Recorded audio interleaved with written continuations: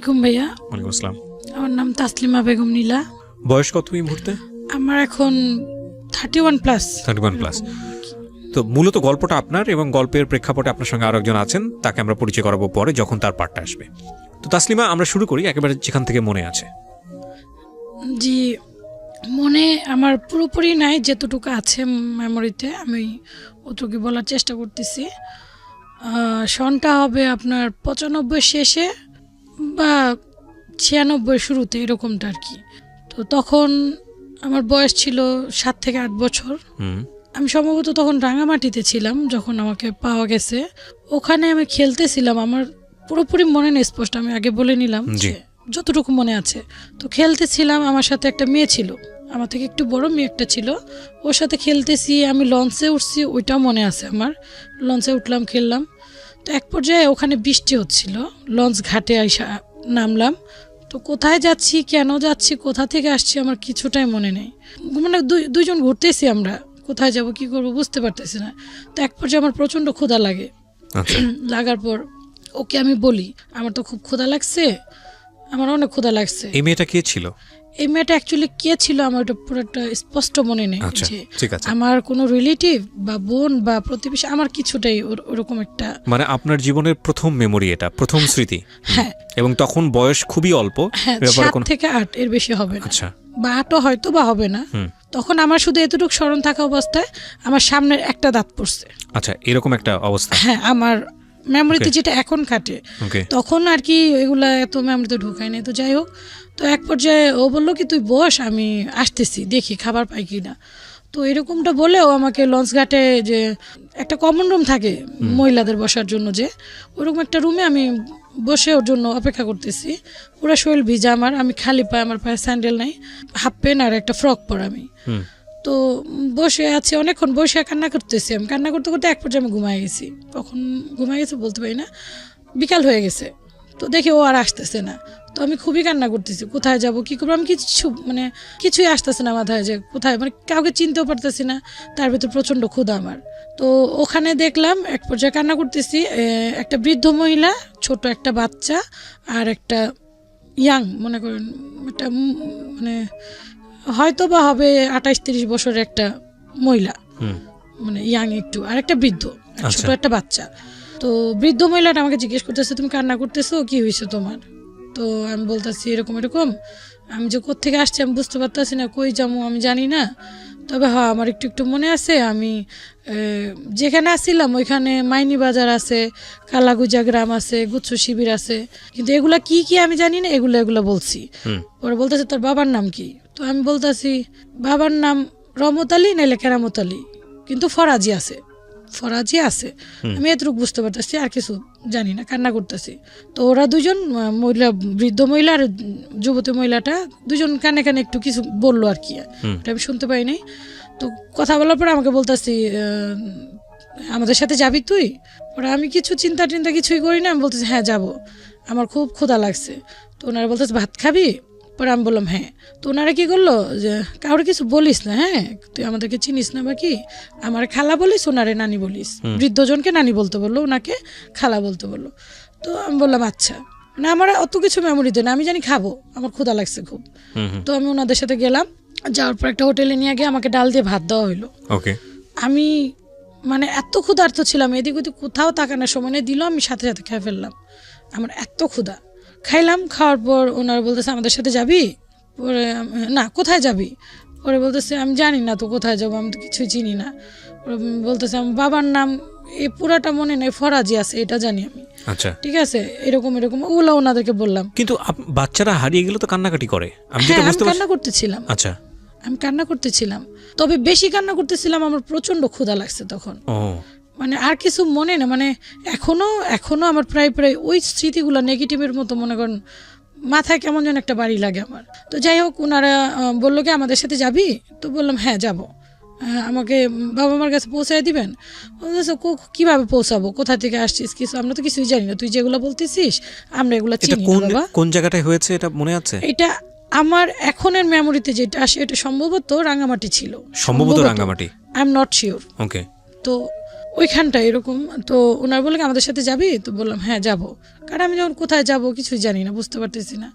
তো ওনার নিয়ে গেল একটা পাহাড়ি এলাকা এরকম, যে বৃদ্ধ মহিলা ওনার মেয়ের বাড়ি ওটা, অনেক পাহাড়ি, ওইসব জায়গা আমি দেখি নাই, আনারস ক্ষেত, অনেক পাহাড়ের উপরে বাড়ি, মানে একটু ব্যতিক্রম।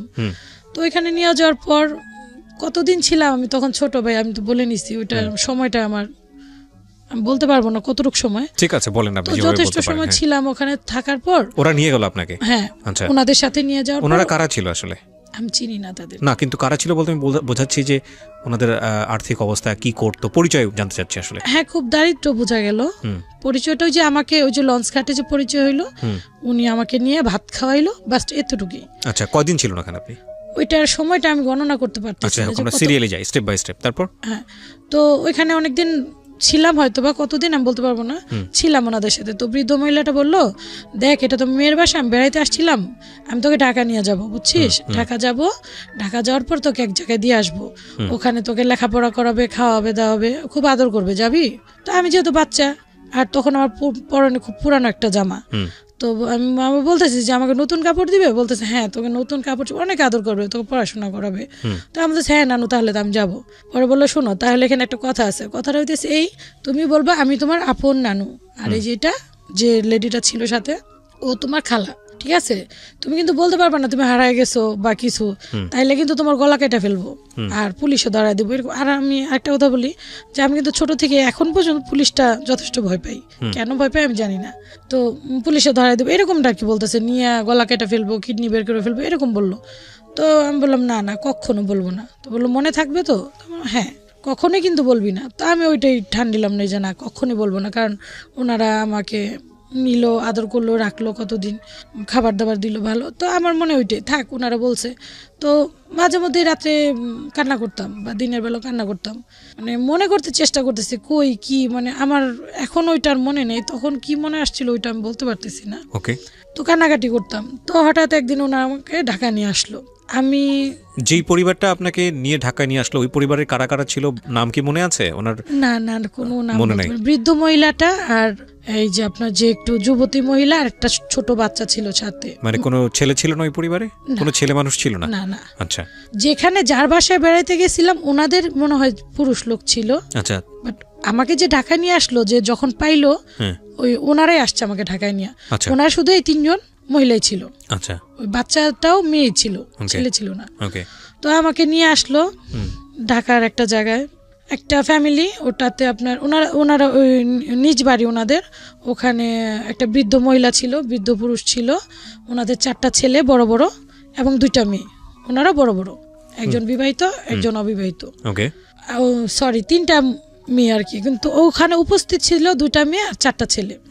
ওখানে নিয়ে উনি আমাকে দিয়ে আসলো আর রাস্তা থেকে ভালো করে আমাকে বুঝাইলো, যদি বলিস যে আমরা তোর কিছু লাগে না তাহলে কিন্তু তোর খবর আছে, মনে কর তোর খবর আছে, মানে এরকম আর কি একটু ভয় দেখাইলো। আমি বললাম নানু সমস্যা নেই, আমি বলবো না। আমি আবার ছোট থেকে যাকে যেটা ডাকি আবার মানে মুখের ভাষাটা খুব মিষ্টি রাখি সবসময়, মানে ডাক যেটা বলে, তো ওনাকে নানু বলতাম।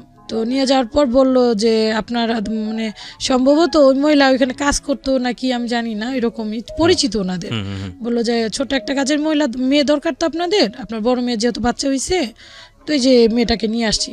তো ওই বাসার যে বৃদ্ধ মহিলা, ওনাকেও আমি নানুই বলি পরবর্তীতে। তো উনি বলতেছে বাচ্চা মেয়ে, এই মেয়ে কি করবে, কি কাজ করাবো। এটা বলার পর উনি বলতেছে ছোট শিখায় পড়ায় নিয়েন, সমস্যা নেই, আমার বড় মেয়ের মেয়ে আমার নাতিন, বলতেছে আমার নাতিন, তো ওর বাবা অনেক গরিব, তো বরিশাল থেকে নিয়ে আসছি, তখন আমার এতটুকু কথা মনে আছে, বরিশাল থেকে নিয়ে আসছি, আমার নাতিন আপনারা রাখেন, খাওয়ান পড়েন, বাস। আর বেতনের কথা এরকম কিছু বলছে, কত বাকি ওটা আমার মনে নেই। ওটা তো দিয়ে ওনারা বললো, যাওয়ার সময় বলে গেলো যে ভালো করে থাকিস, ঠিকঠাক মতো থাকিস, কয়েকদিন পর পর আইসা দেখা করুন। তো ওনাদেরকে তো আমি চিনি না, ওনারা যাওয়ার পর আমি খুব কান্না করতেছি যে একটু পরিচিত ওনারা যথেষ্ট হয়েছিল, এখন তো ওনাদেরকে একদমই চিনি না। মানে কোন একটা বাসায় আপনাকে রেখে গেল, ওনাদের পরিচিত। হ্যাঁ, রেখে যাওয়ার পর ওখানে প্রথম দিন বিকেল টাইম মনে হয় আমাকে দিয়ে গেল, ছিলাম ওখানে 2-3 দিনের মতো। থাকার পর ওনার যে বৃদ্ধ মহিলার যে বললাম 4টা ছেলে, ওখান থেকে মেজো ছেলেটা আমাকে নিয়ে আসলো, বললো চল তোকে এক জায়গায় দিয়ে আসবো। তো আমি আবার ওই যে বৃদ্ধ মহিলাকে বলতেছি নানু কোথায় নিয়ে যাবে? তো নানু বলতেছে যে আমার বড় মেয়ে, ওর বাসায় তোকে দিয়ে আসবো, ওর ছোট বাবু হয়েছে তো তুই ওখানেই থাকবি, ওর তোরা অনেক আদর করবে। তো নিয়ে আসলো, তখন আমাকে সাথে মোটামুটি ভালো ব্যবহারই করছে, টুকিটাকি, খারাপ না। আসলাম, নিয়ে আসলো আমাকে জাফরাবাদ, নিয়ে এসে ওনার বোনের বাসায় দিয়ে গেল। তো ওখানের ফ্যামিলিটা বলি, সেটা হইতেছে যার বাসায় যে দিয়ে গেল ওইটা তো নানুর বড় মেয়ে শাইনুর, ওনার শ্বশুর বাড়ি ওইটা। আচ্ছা। তো ওনার শ্বশুর বাড়ি, উনি, ওনার হাজবেন্ড, একটা ছেলে আছে, আর ছোট্ট একজন আপনাকে খুঁজে পেলো বা একজন আপনাকে নিয়ে আসলো, সেও তো নানুই, বৃদ্ধ। হ্যাঁ, সে একটা বাসায় দিয়ে গেল, সেও কি নানু? সে বৃদ্ধ মহিলাটাকে আমি নানুই বলছি। আচ্ছা, তো ওই বৃদ্ধ মহিলার বড় মেয়ের বাসায় পাঠাচ্ছে। হ্যাঁ, ওকে, তারপর? তো ওই বড় মহিলার বড় মেয়ের বাসায় দিয়ে গেল। তো ওইটা, ওই বড় মেয়ের যে বাসাটা ওইটা ছিল শ্বশুর বাড়ি ওনার। আচ্ছা। তো ওইখানের বর্ণনাটা বলি, উনি, ওনার হাজবেন্ড, ওনার একটা ছেলে আর ছোট্ট একটা বাচ্চা মাত্র ভূমিষ্ঠ হয়েছে কিছুদিন ধরে। তো তারপর আর ওনার জয়েন্ট ফ্যামিলি ছিল। আচ্ছা। ওনার ননাস ছিল, ননাসের 2টা ছেলে ছিল, একটা মেয়ে ছিল, বড় বড় 3জন। আবার ওনার যা ছিল, জালের একটা ছেলে একটা মেয়ে, মোটামুটি ছোট বড় মিল করে। আচ্ছা। তারপর হচ্ছে আপনার এরকম আর কি জয়েন্ট ফ্যামিলি ওনার, ওনাদেরকে নিয়েই। আবার ওনাদের দেশের বাড়ি হইতেছে আপনার কেরানীগঞ্জ, ওখানে ওনার ফ্যামিলির অনেক আত্মীয় স্বজন, শাশুড়ি, তারপর হইতেছে আপনার ননদ, আরো 2টা আছে, ওনাদের ঘরে ছেলে মেয়ে, এরকম অনেক বড় ফ্যামিলি আর কি। কিন্তু ঢাকাতে ওই যে আপনার এক ননাসের 3টা ছেলে মেয়ে আর এক যা ছিল তখন দিয়ে গেল আমাকে। দিয়ে যাওয়ার পরে আমাকে বুঝাইলো, উনি বললো আমাকে খালাম্মা বলবি, ওনার হাজবেন্ডকে খালু বলবি, আচ্ছা, আর ওনার ননাসকে ফুপি বলবি, আর ওরাদেরকে মানে ভাইটাই বলতে আছে। যাই হোক, তো প্রথম দিন যাওয়ার পরে কাজ দিল আর বললো যে ঠিকঠাক মতো চলবি, চুরি করবি না, মিথ্যা কথা বলবি না, যেভাবে কাজ তুমি করতে হবে। তার মানে বিষয়টা দাঁড়ালো এরকম যে আপনাকে ওখানে কাজের লোক হিসেবে রাখা হলো। হ্যাঁ। তো মনে করেন প্রথম দিনই যথেষ্ট হার্ড উনি আচার ব্যবহারে। তো আমি যে ছোট, এরকমটা ওনাদের কিছু যায় আসে না ছোটতে। এই ঘর মোছো, ঘর ঝাড়ু দাও।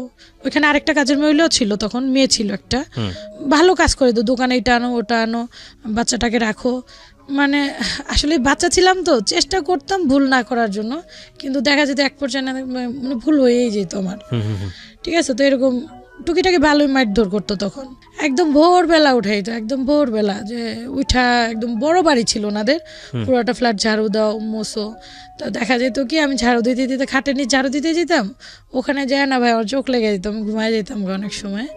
তো খুঁজতে হয়তো বা না পাইলে দেখা যেত যে ঝাড়ু নিয়ে আমি ঘুমাইতাম, ওইটা দিয়েই মনে করেন বাইরে আমাকে ওখান থেকে বের করতো, এই তুই এখানে ঘুমাইছিস ভাই, মানে একটা খুব রাগ। আবার দেখা যেত অনেক সময় এত ভোরবেলা, শীত, তখন শীতের দিনটাই মনে সম্ভবত ছিল, মানে এত ঘুম ধরতো, মানে বুঝতে পারতেছেন আমি যথেষ্ট ছোট তখন। আমাকে কি করতো, সকালে উঠাইতো, উঠে অনেক কাজ করিত। উনি যেহেতু সাবেক চেয়ারম্যান বললাম আমি, তো ওনার অনেক গেস্ট আসতো। তো গেস্ট রুমে ওখানে একটা টয়লেট ছিল, আমাকে ওই ওয়াশরুমটাই যেতে বলা হইতো, যে ওনাদের পার্সোনাল কোনো রুমে যেতে দিত না।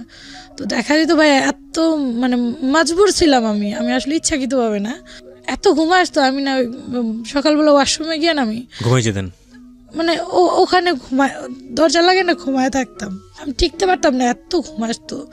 আবার খাবার দাবারটা এমন একটা ভালো দিত না আমাকে, যেমন খাওয়া শেষ হলে ওনাদের অল্প স্বল্প প্লাস্টিকের একটা থালা দিত, ওনার টেবিলে বা ঘরে খাইতো, আমাকে রান্না করে সবসময় পাঠাইতো। আমার ঘুমানোর জন্য খুব নোংরা একটা জায়গা দেওয়া হইতো, খুব নোংরা একটাই, মানে আমাকে একটা কাঁথা দেওয়া হইতো ঘুমানোর জন্য, একটা ছোট বালিশ, শীত লাগলে কাঁথাটা অর্ধেক বিছাইতাম, অর্ধেক গায়ে দিতাম, আর যদি গরম লাগতো আমি অর্ধেকটা বিছাইতাম, ওইটা বাকিটুকু গায়ে দিতাম। আর যখন অনেক শীত পড়তো, 2টা ওই যে চালের বস্তা আছে না, ওরকম 2টা দেওয়া হইতো আমাকে, যে ওইটা নিচে বিছা, যাতে ঠান্ডা না লাগে, ঠান্ডা লাগলে তো ওনাদের কাজ করতে সমস্যা হবে। তো এরকমটা চলতো। খাওয়া দাওয়া তো এরকম দেওয়া হইতো না, উনি ওনার ছেলেকে দেখতাম আদর করতো, যত্ন করতো। কিন্তু আমার চাহিদা কি ভাই, আমি যে হারাই গেছি বা কিছু, আমার মন চাইতো যে মায়ের মতো যদি কেউ আদর করতো আমাকে, বা আমাকে যে দেখি ওনার ছেলেকে উনি পড়াশোনা করায়, আমাকে যদি একটু পড়াইতো, বা মানে একটু আদর, যে উনি যদি একটু আদর করতো আমাকে, জাস্ট এরকম একটা চাহিদা ছিল। তো দেখতাম ওদেরকে অনেক কিছু খাওয়াইতো, যেমন দুধ খাওয়াইতেছে, ডিম খাওয়াইতেছে, বা নসিলা, জেলি, এরকম কত কিছু, একটা বাচ্চাদেরকে কত কিছুই তো খাওয়ায়, কলা, ফল, ফ্রুট খাওয়ায়। তো আমি দূর থেকে না, যদি তো কখনো দরজার সামনে দাঁড়ায় দেখতাম, তো রাগ করতো, তুই এখানে দাঁড়াইছিস কেন, দাঁড়াতে আমার ছেলেকে নজর দিতেছিস না, যা এখান থেকে সর। এরকম একটা কুকুরের চেয়েও অদম ব্যবহার ভাই। আমি আসলে কি, আগে ভাবতাম যে টিভিতে দেখা এগুলো বার্গেনিং, এখন বুঝি, কারণ আমি যেহেতু বাস্তবতা ফেস করে আসছি শহর এখান থেকে। তো ওনার ছেলেকে স্কুলে পাঠাইতো, নসিলা দিয়ে রুটি দিয়ে এরকম টিফিন বক্স করে টিফিন দিত। ও আসলে পরে দয়া এগুলো ধুয়ে রাখি কর। তো উনি টিফিন বক্সগুলো খুলতো, অনেক সময় দেখা যেত ও খাইছে, অনেক সময় খায় নাই। তো ওটা উনি করতো যে ময়লার ঝুড়িতে ফালাই দিত। ভাই আপনারা শুনলে হয়তো ভাববেন আমি এত নোংরা। আমি ছোট ছিলাম, আমি না ওই ডাস্টবিন থেকে উঠে না ওইটা খেয়ে ফেলতাম। অনেক সময় এত ক্ষুধা লাগতো, ওনারা যেরকম খাবারটা দিত আমার পোষাইতো না, কাজ অনেক করতে হইতো। আবার একটা মানে বাচ্চাদের যে লোভটা কাজ করতো আমার ভিতরে, যে এই জিনিসটা মানে অনেক মজা, আমি একটু খাবো, বা মানে একটা আগ্রহ। তো অনেক সময় দেখা যেত ওই ময়লা থেকে উঠে না আমি খায় ফেলতাম, বুঝছেন। তো এরকম কাটে অনেক দিন। কাটার পর একদিন দুষ্টাইম করতে করতে ওনাদের একটা চেয়ার থাকে, চেয়ারটা না আমি ব্লেড হাতে ওটা না একটু কাইটা ফেলাই। কেটে যাওয়ার পর জানি না গরুকে কিভাবে পিটায়, তার থেকে অদম করে আমাকে পিটাইছে। পিটানোর পর যে মামা দিয়ে গেল ওনার ভাই আমাকে, ওনাকে বলল, তখন ওনাদের ডিজিটাল ফোন ছিল, ডিজিটাল ফোন দিয়ে ফোন দিল যে এই বেয়াদবটাকে নিয়ে যা, কোত্থেকে আনছিস, ঠিক আছে, বেতন দিয়ে রাখবো, এরকমভাবে বলতেছে যে বেতন দিয়ে রাখবো, জ্বালাবে, এরকম শ্বশুরবাড়ি আমার ও চেয়ার কেটে ফেলছে, হ্যাঁ ওকে নিয়ে যা। তো মামা আসলো একদিন পর, এসে আমাকে নিয়ে গেল, নিয়ে ওনাদের বাসায় নিয়ে গেল, যেই বাসায় প্রথম দিল আমাকে, আচ্ছা ওনাদের বাসায় ফেরত নিয়ে গেল।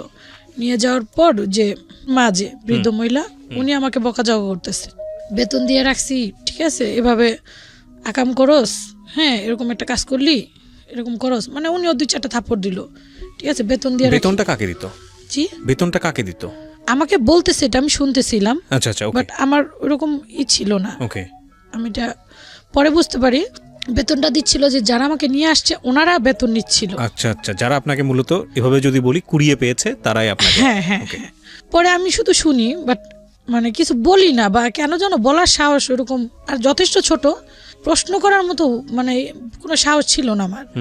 তো পরে বললো পরে ওই 2 মহিলাকে খবর দিল, আসলো পরে বললো যে এই নাও তোমাদের বাচ্চা নিয়ে যাও বাবা, আমি ঝামেলা জ্বালতে পারি, আমার মেয়ের শ্বশুর বাড়িতে দিচ্ছি, এরকম হচ্ছে, আর কেটে ফেলছে, হ্যাঁ তারপরে তো দুষ্টামি করে, এই পয়সা দিয়ে এত এভাবে রাখার মতো ক্ষমতা নেই আমগো, নিয়ে যাও আপদ নিয়ে যাও, এরকম বলতেছে।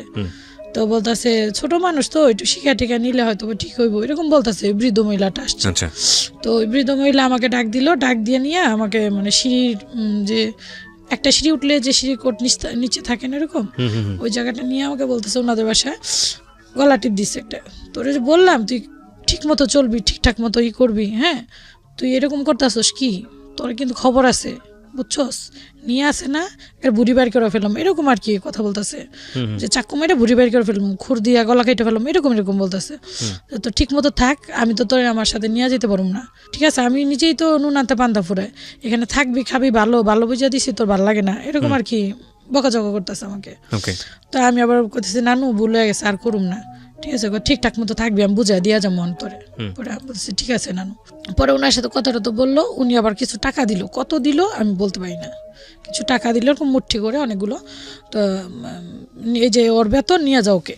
তো তখন কি 5 কি 6 মাসই হয়েছে কি না, আমার আইডিয়া নেই কতদিন ছিলাম। পরে আর নিল না, আমাকে দিয়ে গেল, বুঝা টুজা দিয়ে গেল যে আর করবে না এরকম।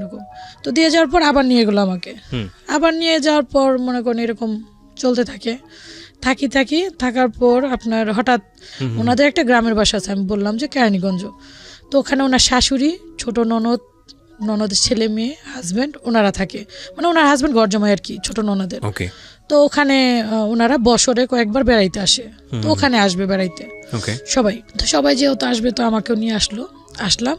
তো গ্রাম অঞ্চল দেখা তো আমার কাছে খুবই ভালো লাগতেছে, আমি এতদিন বন্দি ছিলাম, একটু বের হই, খেলি, ঠিক আছে, ঘুরি ফিরি, কাজ টাজ করি, সবটাই করি। তো ওখানে আসছি পরে মোটামুটি ওনাদের সব কাজই করে আমাকে দিয়ে, ওই বাড়িটা অনেক বড় ছিল, তা আমার কাছে খুবই ভালো লাগতো। ওনাকে আবার দাদু বলতাম আমি, বৃদ্ধ ছিল, যথেষ্ট আদর করতো। একটা কথা বলে রাখি ভাইয়া, ছোট থেকে এ পর্যন্ত আমি সবসময় এ পর্যন্ত এখনো বৃদ্ধ মহিলাদেরকে বা বৃদ্ধ পুরুষদেরকে খুব পছন্দ করি, আমি বৃদ্ধদের সাথে আমার জমে ভালো। তো এরকম আসলাম, বেড়াইতে নিয়ে আসলো। ছোট ননদের একটা মেয়ে ছিল আমার সমবয়সী বা সামথিং একটু বড় হবে, তো ওর সাথে খেলতে আমি পেয়ারা গাছে উঠছি। পেয়ারা গাছে ওঠার পর সন্ধ্যাবেলা এক পর্যায়ে আমি পেয়ারা গাছের থেকে উপ্ত হয়ে পড়ে যাই।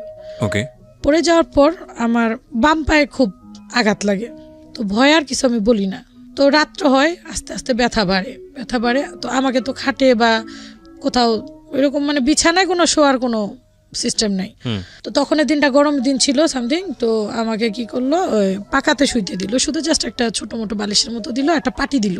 তো দাদু যেই ঘরটা ঘুমায় ওনার রুমটা পাকাতে শুইতে দিচ্ছে। আমি শুইছি, এখন রাত্র হয়ে গেছে, সব ঘুম, বাট আমি তো এখন ব্যথায় খুব যন্ত্রণায় মনে করেন টিকতে পারতেছি না, কান্নাকাটি করতেছি, আওয়াজ ছাড়া কান্না করতেছি, কারণ আমি তো জানি আমার গলাতে আওয়াজ বের হইলে আমার আওয়াজ বন্ধ করে ফেলবো। আমার শরীরে অনেক দাগ আছে, স্পট আছে, ওনার যে মায়ের আঘাত।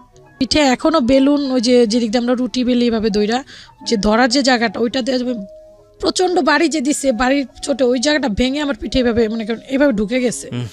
এত বড় একটা দাগ এখন আমার পিঠে আছে, বা আমার চেহারা দেখেন অনেক দাগ আছে, কিছু খামসির যত দাগ, মানে প্রচন্ড উনি টর্চার করতো। এগুলো আমরা বিশ্বাস করি, কারণ এখন তো কিছু কিছু কেস বের হয়, আমরা সোশ্যাল মিডিয়াতে দেখি, পত্রপত্রিকায় দেখি, এবং যারা এই ধরনের কাজগুলো করেন আল্লাহ তাদেরকে হেদায়েত করুক, মানে আর কিছু বলার নাই। খুব ভয়ঙ্কর আসলে। বলেন। তো তারপর খুবই যন্ত্রণা হইতেছে। তো দাদু এক পর্যায়ে জাগার পর বলতেছে, কি তুই কান্না করতেছিস কে? ওরা দাদু, আমি তো ওইরকম পেয়ারা গাছে পড়ে গেছিলাম, পা তো খুব ব্যথা করতেছে। তো দাদু দেখা বলতেছে, মস্কায় গেছে মনে হয়, ঘুমা, চুপচাপ ঘুমা, না তোর মায় হনলে আবার চিল্লাইব। মানে পরে ঘুমাইলাম, সকালবেলা পাটা অনেক ফুলে গেছে। তো চেয়ারম্যান যে উনি দেখে গেছে, কিরে পিচ্ছির পাটা কি হয়েছে? তো এরপর যে এইভাবে আমাকে ঘর ঝাড়ু দিতে বলতেছে, আমি ঝাড়ু দিতেছি, থালাবাটি ধুইতে করতেছে, চাপকল থেকে পানি আনতে বলতেছে, ন্যাংরা ন্যাংরা করতেছে আর কি, কিন্তু পাটা ফুলে গেছে প্রচন্ড। তো এইভাবে হাঁটতে দেখে আমাকে বলতেছে যে, কিরে তুই এইভাবে হাঁটতেছিস কেন? তো ওনাকে বললাম, আমি না পেয়ারা গাছতে পড়ে গেছি, এরকম এরকম। তো উনি পাটা নাড়া দিয়েছে, পরে আমি খুব জোরে একটা চিল্লান দিছি, ব্যথা পাইতেছি। বলার পরে উনি বলতেছে, ভাঙ্গা টেঙ্গা গেল কি না, ওনার নোংরা ভাষা ব্যবহার করতেছে, কই থেকে আইসে, জঙ্গল মঙ্গল, ঠিক আছে, এগুলো নিয়ে যত ঝামেলা। তো বলতেছে, পাটা যেহেতু ফুলে গেছে, ওর একটু ডাক্তারখানায় নিয়ে দেখাইলে কেমন হয়? পরে করতেছে, বেতন দিয়ে রাখবো, আবার ডাক্তার দেখো, মানে একটু ওনার ইচ্ছুক না উনি টাকা ভাঙার জন্য। তো ওনাদের প্রতিবেশী একজন ছিল, ওনাকে দেখাইলো পাটা কি হইলো।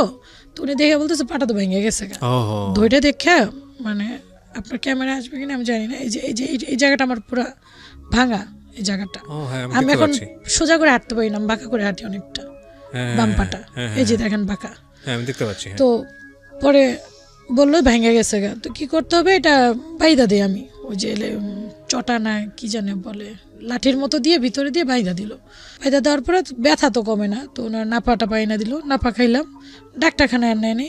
আর ওই ব্যান্ডেজ অবস্থায় দেখা যেতেছে আমাকে দোকানে পাঠাইতেছে, বা এই কল থেকে একটু পানি নিয়ে আয়, এই বিকালবেলা ঘরটি ঝাড়ু দে, টুকিটাকি চলতেছে, করতে করতে দেখা যেতেছে ব্যান্ডেজটা যখন খুলছে, দেখতেছে ওনারা পাটা যে হাড্ডিটা, যে এই যে হাড্ডিটা সোজা হয়ে বসেনি, বাঁকা হয়ে রয়েছে, উঁচা হয়ে আছে। আমি এখনো বেশিক্ষণ হাঁটতে পারি না। তো ওনার দেখার পরও কোনো অ্যাকশন নিল না, কিছুই করলো না, ভেবে বেরোলো। তো এক পর্যায়ে আমি ঠিক হয়ে গেলাম, কিন্তু অনেক কষ্ট হয়েছে। আমি যেরকম সহজভাবে বলতেছি, আসলে ওই সময়টা এত সহজভাবে কাটেনি, এতটা সহজ ছিল না, অনেক কষ্ট হয়েছে আমার। পরে গেল, ওইভাবে গেল, এখান থেকে ঢাকা ফেরত আসলো, আসার পর ওনারা বাসা চেঞ্জ করলো, চেঞ্জ করে নতুন একটা বাড়িতে গেল, ওনারা ভাড়া থাকতো তখন। তো এরকম দুষ্টামি করি, আবার তখন দুষ্টামি করি, তো বাচ্চা তো বুঝেন, তো একটু দুষ্টামি করলে দেখা যায় মারধর ভালোই দিত আমাকে। তো একদিন ওই যে আপনার আগে অলিম্পিক কলম পাওয়া যেত, অলিম্পিক কলম দিয়ে লেখা হইতো, তো ওই কলম খালি পাইলে আমি ওগুলো টোকায় টোকায় সংরক্ষণ করতাম। আবার যে কোকের ছোট ছোট মুখা, আমার খেলাটা খুব পছন্দনীয়, মানে একটু খুব দুষ্ট, বেশি দুষ্ট, নিজেরে বেশি ভালো বললে ওইটা হবে না, যেটা সত্য সেটাই বলতে হবে, যথেষ্ট দুষ্ট ছিলাম। তো এরকম সংরক্ষণ করে ওই যে আপনার কলম দেখা যেত আগুনে পুড়ে, ওটা দিয়ে ফু দিলে বেলুনের মতো বের হইতো, ওগুলা করতাম। তো একদিন এরকম বিকালবেলা সবাই ঘুম, তো আমি কাজ দিচ্ছে, আমাকে চাল বাঁচতে দিত, সবাই ঘুমাইতো বাট আমাকে ঘুমাইতে দিত না, সবাই ঘুমাইতো বাট আমাকে ঘুমাইতে দিত না, আমাকে একটা না একটা কাজে ব্যস্তই রাখতো। যখন ওনারা ঘুমাইতে যেত, আমাকে অনেকগুলো চাল দিয়ে যেত, যেগুলো সব বাইসা পরিষ্কার করে রাখবি। এখন আমরা চাল বাইসা খাই না, কিন্তু আগে কিন্তু চাল বাইসা খাইতে হতো। তো আমি ওইটাই রেখা ওই আপনার করতেছিলাম, ওই রকম বেলুন দিয়ে বানাইতেছিলাম। তখন আমি একটা স্যান্ডো গেঞ্জি পরা, একটা হাফ প্যান্ট পরা শুধু।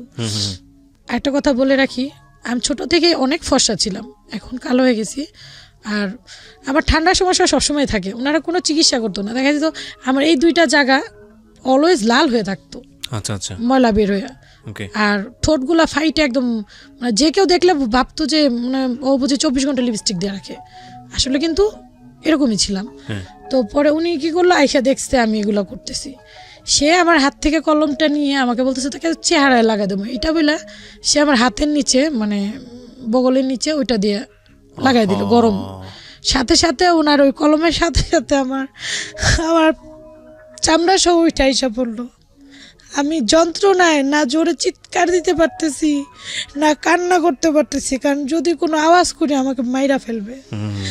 আমি যন্ত্রণা ছটফট করতেছি, আমার লাল গোস্ত বের হয়ে গেছে এখান দিয়ে, আমি টিকতে পারতেছিলাম না। পরে বাথরুমে যাইলাম, যাই একটু পানি দিলাম, আমি যন্ত্রণায় টিকতে পারতেছিলাম না ভাইয়া। তো উনি এরকমটা করলো। তারপর তো মনে করেন আমার চুল ফ্রি ছিল, আমার চুল ধরে খুবই আঘাত করতো, এইখানে চুলগুলো ধরে এভাবে, মানে উনি যে কি করতো, ওনাকে আল্লাহ পাক হেদায়েত করুক, মারলো এইভাবে হাতের নিচেই করলো। পা টানে খোঁড়ায় খোঁড়ায় হাঁটি, আমি ঠিক মতো হাঁটতে পারি না। তো চেয়ারম্যান কয়েকবার বলছে যে পাটা খোঁড়ায় খোঁড়ায় হাঁটে, ওকে কি একটু ডাক্তার দেখানো দরকার। তো বলতো না দরকার নেই, আজ এরা পয়সা নষ্ট, এমনি পয়সা দেয় সেই, মানে একটু রাগারাগি। তো এর ভিতরে আবার আমার শরীরে পক্স উঠছে, শরীরে পুরো শরীর, আমি একটু আগে বলছি ভাইয়া যে যথেষ্ট ফর্সা ছিলাম, পুরো শরীর আমার লাল হয়ে গেছে পক্স দিয়ে, মুখ টুক জিহ্বা চোখের মনি হাতের তালু সব। এই অবস্থায় উনি আমাকে দিয়ে কাজ করে দিতেছে। তো শরীরে খুব জ্বালা পোড়া হইতো, শুধু একটা ছোট্ট একটা শর্ট একটা হাফ প্যান্ট পরে কাজ করতাম। কাজ করতেছে কিন্তু আমার হাতের তালুগুলা তো মনে করেন পক্স দিয়ে ভরে গেছে। তো গরু মাংস রান্না করছে, এত বড় একটা কাছের বাটি তেল দিয়ে ভরা, আমাকে বলতেছে এটা রান্না করে রেখাইতে গেছে, আমার হাতে থেকে এটা পক্সের ওগুলাতে একটু ঝোলগুলা লাগছে, জ্বলে উঠছে, মানে আমিও বুঝতে পারিনি, স্লিপ কেটে পড়ে গেল, বাটিটা ভেঙে গেল। ভেঙে যাওয়ার পর মনে করেন বাটিটা ভাঙছে, মানে এটা মনে হয় যেন আমি যেন মানে একটা বিল্ডিং ভাঙলেও মনে হয় এরকম না, পিটা মানে কেউ মারবে কিনা আমি জানি না। তো যথেষ্ট পরিমাণ মারধর হলো এই পক্সের শরীরের উপরে। হ্যাঁ, ওগুলা ফাইটা দেখা গেছে, রক্ত বের হয়ে গেছে, পক্সগুলো ফাইটা রক্ত বের হয়ে গেছে আমার। বাট ওনার কোনো মায়া হইতেছে না, উনি মারতে আছে আমাকে। This is very unfortunate cause তারপর আজকে হয়তো এই গল্পটা অনেকের অন্তর কাঁদাবে, এবং এমন কোনো মানুষ আছেন যিনি হয়তো বাসায় এরকম বাচ্চাদের রেখে অত্যাচার করেন, তারও হয়তো অন্তরে লাগবে। বাট ম্যাক্সিমাম ক্ষেত্রেই এই ধরনের ঘটনা ঘটে মূলত একটা কারণে, সেটা হলো কোনো একটা বাচ্চাকে যখন রাখা হয় তখন ধরে নেওয়া হয় ওকে যে তুমি পয়সা দিচ্ছি, ওকে যা বলবো ও তাই শুনবে। আমরা ভুলে যাই ও একটা মানুষ, ওর নিজস্ব চাহিদা আছে, ও মেশিন না, ওর একটা বয়স আছে, এবং এই বয়সে 8-10টা বাচ্চার মতো ওর মনের মধ্যেও দুষ্টুমি করতে ইচ্ছা করে, ওরও নিজস্ব চাহিদা আছে। কিন্তু আমরা মনে করি আমাদের জায়গা থেকে পয়সা দিচ্ছি, ওকে দানবের মতো কাজ করতে হবে, ওকে যন্ত্রের মতো কাজ করতে হবে। এবং যখনই এটার ব্যত্যয় ঘটে, এটা যে কি পাশবিক অবস্থায় রূপ নেয় সেটা আপনারা যারা পত্রপত্রিকাতে চোখ রাখেন, সোশ্যাল মিডিয়াতে যারা দেখেন, মাঝে মাঝে এরকম ভিডিও বের হয় যে গৃহকর্মী বের হয়েছে, বাসা থেকে তাকে চেনা যাচ্ছে না, এটা কি মানুষ না অন্য কিছু, শরীরের এমন কোনো জায়গা নাই সেখানে স্পট নাই। এবং আশ্চর্যজনকভাবে হলেও সত্য যে এই যে যারা অত্যাচার করে তারা কারা জানেন? তাদের মধ্যে কেউ আছে বিশ্ববিদ্যালয় পড়ুয়া, তাদের মধ্যে কেউ আছে জাতীয় ফিগার, ন্যাশনাল ফিগার, তাদের মধ্যে কেউ আছে মানে যিনি অনেক মানে চিন্তাই করা যায় না সেই রকম ধরনের মানুষ। বললাম বাটি ভাঙার পর খুব মারধর করলো, মারধর করার পরে চেয়ারম্যান আসলো, আসার পর শব্দ শুই না যে কি হয়েছে, বাচ্চাটাকে এভাবে মারতেছো কেন, দেখো না বাটিটা ভেঙে ফেলছে, নতুন বাটিটা। তো চেয়ারম্যান খুব রাগ হয়ে ওনাকে হালকা করে একটা চড় মারে, যে মেয়েটা ওয়াইফকে চড় মারে, যে তুমি কি মানুষ, তুমি এভাবে কেন বাচ্চাটাকে মারতেছো, দেখতেছো ওর শরীরে রক্ত বের হইতেছে, ওর পক্স হয়েছে, অসুস্থ, ওর প্রচণ্ড জ্বর শরীরে তখন, তো তুমি এই অবস্থা কীভাবে মারতে পারলা, তুমি দিলা কেন, ওর হাতে তো পক্স দিয়ে ভরা, তুমি ও বাচ্চাটা বাটিটা নিবে কোথায়, এরকম বলে একটা হালকা করে চড় মারলো। পরে তো উনি খুব রাগ হইলো যে তোর জন্য আমি মার খেলাম না, তোর তো এই বাসায় আর জায়গায় হবে না, এরকমটা বললা ওনার মাকে, মানে ওই যে বাসা প্রথমে দিয়ে গেছিল বৃদ্ধ নানুকে ফোন দিল, ডিজিটাল ফোন ছিল ওনাদের, ফোন দিয়ে বলতেছে মা এরকম এই বাদরটাকে নিয়ে যাও, ঠিক আছে, এই বাদরটা অনেক জ্বালায়, খুব দুষ্টামি করে, ঠিক আছে, বেতন দিয়ে টাকা দিয়ে কি রাখ, দরকার নেই, এটা ঝামেলা। তো বললো কি তুই এক কাজ কর, ওকে নিয়ে তুই আইসা পড়, জামাই যখন তুই গায়ে হাত তুলছে বা কিছু, আয় তুই 2 দিন থেকে যা, ভালো লাগবো, বাবার বাড়িতে চলে গেল। তখন আমাকে নিয়ে গেল ওখানে, নিয়ে যাওয়ার পর নানু 2-4টা চড় মারলো আমাকে, যে তোর জন্য আমার মেয়ে মার খাইলো, তোরা দিছিলাম ভালো বুঝে মাসে মাসে টাকা দেই, হ্যাঁ, তোরে রাখতেছি। তো তখনও আমি প্রশ্ন করি না যে কাকে টাকা দেন বা কি, এরকমটা মানে ওইরকম সেন্সটা ছিল না বা সাহসটাও ছিল না আমার। তো আমি মুখ বুঝে চুপচাপ সহ্য করতেছি।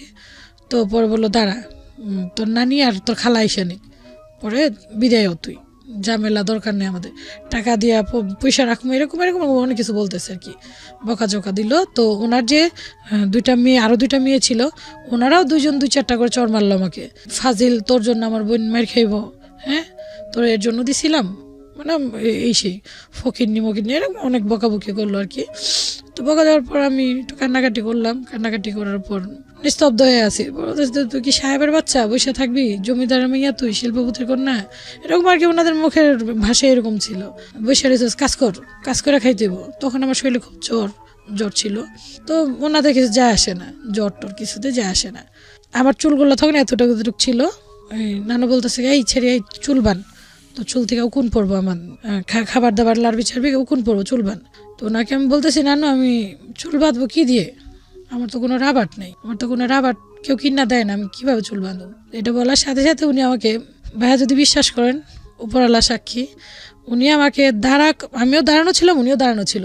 তো এমন জোরে একটা লাথি মারলো, মনে করেন আমি মনে হয় 1 থেকে 1.5 হাত দূরে গিয়ে পড়লাম। তো আর ছোটোবেলা আমি যথেষ্ট শুকনা ছিলাম, পড়ে গিয়ে মনে করেন ব্যথা, তার ভিতরে জ্বর। উনি লাথি মেয়েরা আবার সামনে গিয়ে মনে করেন এলোপাতালে যে পিষানো, যেটাকে বলে মুড়া দিয়ে, এইভাবে উনি আমাকে মারতেছে। তুই জমিদার হয়ে গেছিস, তোর জন্য আমার মেয়ে মার খাইছে, তোর টাকা দিয়ে রাখছি, ঠিক আছে তোমার রাবাট কিনা দিমু, তুমি তো অনেক জমিদার, মানে এরকম অনেক কিছু বললা টুলা। পরে সিঁড়ির নিচে কার্পেট ছিল, আমাকে দেখাইতেছে ওই যে সুতা ঝুলতেছে, ওইখান থেকে একটা সুতা বাইর করে টান দিয়া চুল বান্ধা কাম কর। তো মনে করেন ভাইয়া কি যে বলবো, হাসবো না কাঁদবো, কান্না করতে করতে ক্লান্ত হয়ে গেছি, অনেক কান্না করছি জীবনে। তো এইভাবে আমার দিনগুলো কাটলো। পরে ওই মহিলারা 2-3 দিন চলে গেল, আসতেছে না, যারা আমাকে দিয়ে গেল। তো এরকম একটা সন্ধ্যার কথা, হঠাৎ আম্মু ওরা সবাই ওনার চাচিদের ঘরে গিয়ে গল্প করতেছে। এক বিল্ডিংই, মানে 2টা ইউনিট, এক ইউনিটে ওনার চাচিরা থাকে, এক ইউনিটে যে মুরব্বী শাহিনুরের মা বাবা ভাই বোন থাকে। তো ওনাদের ঘরে সবাই আড্ডা মারতেছে, আর বাচ্চাগুলো কিনে আমি খেলা করতেছি। সন্ধ্যাবেলা ওদের কিনে দৌড়াদৌড়ি খেলতেছি, বরফ পানি এরকম খেলতেছি ফ্ল্যাটের ভিতরে। তো লুকোচুরি যখন খেলতেছি, এক পর্যায়ে আমি রান্নাঘরে গিয়ে লুকাইছি। তো যেমন বোনটা ছোট, যে চেয়ারম্যানের যে মেয়েটা হয়েছে ছোট, ওই মেয়েটা টুকি তখন হাঁটতে পারে। তো ও আমাকে খুঁজতে গেছে, আমি দরজার পিছন পলাইছি। পরে ও মানে আমাকে দেখবে বলে আমি জোরে দরজা ধাক্কা দিয়ে ফেলছি, যেতে না দেখে। ওকে গিয়ে দরজার ধাক্কাটা লেগেছে? না, ওর লাগে নাই। দরজা ধাক্কা দেওয়ার কারণে দরজার পিছনে একটা পাটা ছিল, ওইটা পরে 2 টুকরা হয়ে গেছে। আচ্ছা, পাটা, হ্যাঁ, ওর শরীরে কিছু হয়নি। তো এটা হওয়ার পর তো মনে করেন, মানে আমি তো মানে কি বলবো, মানে মনে হইতেছে যে মাটি যদি 2 ভাগ হইতো, আমি মানে ভিতরে ঢুকে যেতাম ভয়। আমার তো শেষ, আজকে আমার তো খবর আছে। তো ভয়ে আমি যে কি করব, মানে টেনশন এত, মানে আমি কিছু বুঝতে পারতেছি না। তখন কিছু না পাইরা নানু ঘরে আসছে, পরেই সাথে সাথে আমি নানুর পায়ে জড়ায় দইরা কান্না করতেছি, নানু আমার মাইরেন না, নানু ভুলে গেছে, নানু আমি এরকম করবো না, নানু আমার বাবা মা নাই, কেউ না, আমাকে মাইরেন না নানু। তো এরকমটা বলতেছি, নানু বলতেছে এই ছেড়ি ফাইজলামি করস, নাটক করস, তোর বাপ মা সব আছে, তুই আমার জিনিস নষ্ট করে তোর তো আজকে শেষই করে ফেলাম, এরকম। কিন্তু মারে নাই, তখন বলতেছে শুধু মারবে। তো এরপরেই ওনার মেয়ে আসছে, কি হয়েছে মা চিল্লাইতেছ ওকে? তখন খালাম্মা বলতাম ওনাকে, খালাম্মা মাইরে না, আমি ইচ্ছা করে করি নাই, নাবিলা গেছে এরকম, নাবিলা আমাকে দেখবো পলাইতে গেছি, এরকম পড়ে গেছে, খালাম্মা মাইরেন না, আমার বাবা নাই, মানে এরকমটা আর কি বলতেছে একতি মিনতি। তো উনি আবার নোটিস করলো কথাটা, কি তোর বাপ মা নাই মানে? তোর নানি যে প্রতি মাসে এসে সে টাকা নিয়ে যায়, তোর খালা আসে, ওরা কে তাইলে? পরে আমি ওনাকে ডিটেলসটা বললাম, শুধু ভয়, মায়ের খাওয়ার ভয়ে ওনাকে আমি বলে দিলাম যে আসলে ওনার আমার কেউই না, এরকম ওনার আমাকে করে পাইছে। সবার ছোট বোনটা, উনি তখন ইউনিভার্সিটিতে পড়ে, উনি বলতেছে যে 3rd ক্লাস ফালতু ছেড়ি ফকিন্নির বাচ্চা, এরকম বলতেছে। এতদিন ধরে যে ওনাদেরকে আমরা টাকা দিয়ে আসতেছি, তুই বলবি না আমাদেরকে?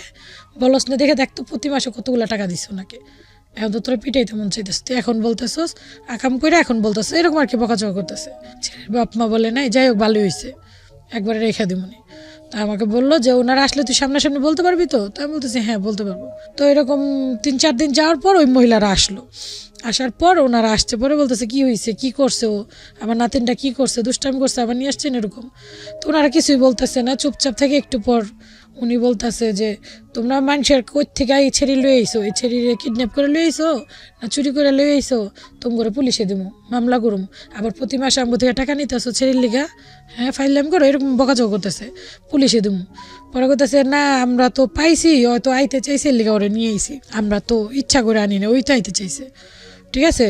তো আমাকে চোখ ঘুরাইতেছে আবার একটু, মানে ওনাদের চোখের আড়ালে আমি তো তাকাই রইছি, মানে তোর খবর আছে তুই বললি কেন, এরকম একটা ভাব আর কি ওনাদের ফেজের যে ভাবটা।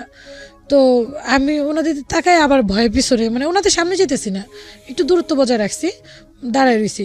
তারপর ওই নানা বললো যে তোমরা যাও এখান থেকে, এই মাইয়া আমরা রাখছি, আমরা রাখবো, আমরাই পালুম, ঠিক আছে, তোমরা যে এতদিন টাকা নিছো তুমগো ছেড়ে দিলাম, আর নেক্সট কোনো দিন যদি আসো এই ছেলের অধিকার কাটাতে সোজা পুলিশে দেবো, কারণ বাচ্চা তোমরা আনছো, আমরা বলতে পারলাম যে আমরা তুমি আমাদের কাছে দিয়ে গেছো, আমরা মাসে মাসে বেতন দিয়ে রাখছি, বেতনের টাকা তুমি খেয়েছো, এরকম এরকম বললো।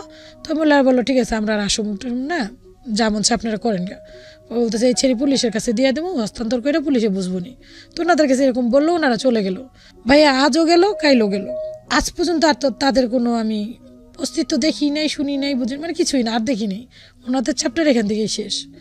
তো নতুন আমার একটা স্টোরি শুরু হলো যে এখন ওনাদের বেতন টেতন দিতে হবে না, প্রাইভেট প্রপার্টি যেরকমটা হয় ওরকমভাবে আমাকে ব্যবহার স্টার্টিং।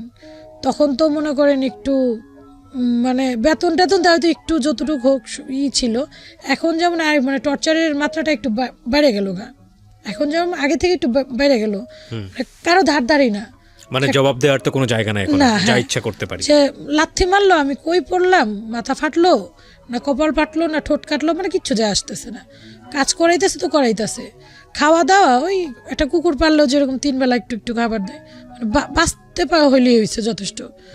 ওনারা কিন্তু যথেষ্ট ধনী, ওনাদের কোনো কিছুর অভাব নাই, খাবার দাবার কাপড় চোপড়, মানে ওনাদের যে স্বর্ণ, মানে ওনারা নিজেরাও বলতে পারবেন না যে কত স্বর্ণ আছে। আমাকে শুইতে দেওয়া হইতো, যে ননাস বললাম একটা থাকে, ওনার হাজবেন্ড মারা গেছে, 3টা ছেলে মেয়ে বড় বড় সবাই, ওনার ঘরে থাকতে দেওয়া হইতো, ওনার ছেলে মেয়েদেরকে পড়াইলে যথেষ্ট আওয়াজ হইতো, তো আমি কান পাইতে শুনতাম কি পড়াইতেছে, কিভাবে পড়াইতেছে বা কীরকম, শুনে শুনে একা একা ঘরে বসে বসে আমি নিজে নিজে মুখে মুখে বলতাম। তো দেখা যায় তো ভাইয়া ওইগুলো শুনতে শুনতে আমার যথেষ্ট পরিমাণ রিডিং বলাটা, বা আবার ওই যে বই খাতা পুরাণগুলো ফালাই দিত, ওগুলো দেখে দেখে আমি পড়তে চেষ্টা করতাম কি লিখছে বাকি। আমি কিন্তু কখনো স্কুলে যাইনি। তো এইভাবে কাটতে থাকে দিন, যাইতে যেতে মনে করেন একটু বেশ কিছুদিন যায়, কতদিন আমি জানি না, একটু ভালো ঝরঝরা হই, বড় হই একটু। তো আমি অনেক দুষ্ট ছিলাম, বললাম তো, দেখা যেত আমার জন্য কমপ্লেন আসতো। আর আমার দুষ্টামিটা হইতেছে কীরকম, আমরা যে বাসাটা ছিলাম সামনে এবং হাতের ডান পাশে 2 বাড়িতে বেল গাছ আম গাছ ছিল। তো আমার শুধু টার্গেট থাকতো আমি ওখান থেকে একটা আম পারবো, বা একটা বেল পড়ছে টোকায় নিয়ে আসবো, বা একটা ফুল মানে ফুল ফুটছে বা একটা ফুলের চারা আছে ওইটা আইনা ওনাদের বারান্দায় লাগাবো, মানে এরকম, মানে খুবই চঞ্চল। মনে করেন আমার মনে হয়তো কি যে খাঁচার পাখি ছেড়ে দিলে যেরকম উড়ে, আমি ওইভাবে উঠতাম। আবার দেখা যেতেছে ওই সদাই আনতে পাঠাইতেছে, যাইতে অনেকগুলা বিল্ডিং পরে গল্লির ভিতরে, ধানমন্ডিতে বড় হয়েছি, আসতে মনে করেন অনেকগুলা কর্নিং বেল পরে, ওই দেখা যেত দুষ্টামি করতে করতে প্রত্যেকটা বাড়িরই একটা করে কর্নিং বেল টিপতে, এমন ভাবে হাঁটতাম আমি কিছু জানি না। তো দুষ্টামি করতাম, এনজয় করতাম, এগুলাকে ভালো লাগতো।